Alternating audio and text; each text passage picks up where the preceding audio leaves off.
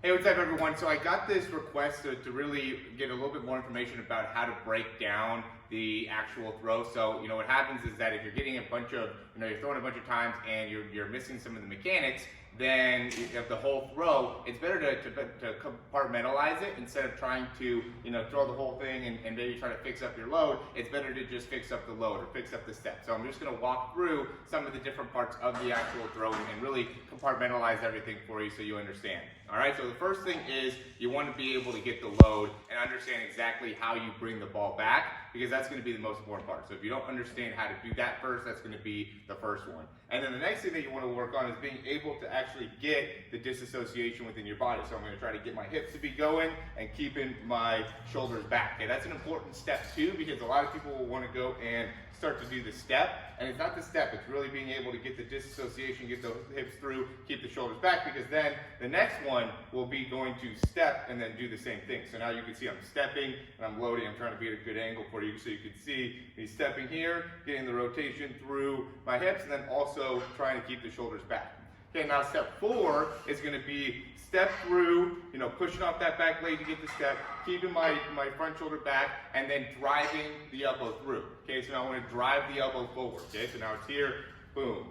Okay, so I'm stepping through, getting those hips to get going, keeping my front shoulder locked in, right? And then that's going to be step 4 is being able to do that. Okay, and then the next thing would be, so once you get to step 4, make sure the nose of the football is facing straight ahead. You just want to be able to work on being able to extend the arm, right? Because that's the next big thing, is you're here and you got to be able to extend the arm, and then after you extend the arm is when you come through into internal rotation. So that would be step 6. So you don't want to go here and do this together. You want to be here first, and then you do the internal rotation. With the internal rotation, you get the wrist snap. So that's going to be maybe 6 and 7, but really more step 6, just because those really go much more together. All right, so again, it's going to be load, right? Just getting your load down, and then being able to get the hip movement down, pushing off my back leg to make it so my hips go through, and then it's going to be stepping, loading, and being able to get my hips coming through, keeping that front shoulder in a good position. Then it's going to be driving the elbow through,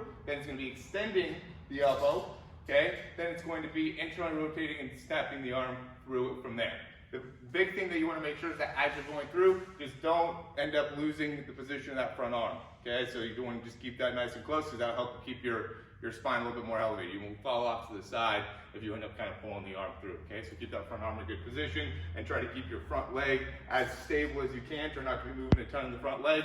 Get the back, you want to be pushing off that back leg in a way to make it so the heel is facing straight up into the air. And that's going to be how you can maximize your throwing mechanics. Hope you enjoyed the video. If you liked it, subscribe, like it, share it, all that type of good stuff. And if you have any questions, we'd be happy to answer them for you. We'll talk to you soon.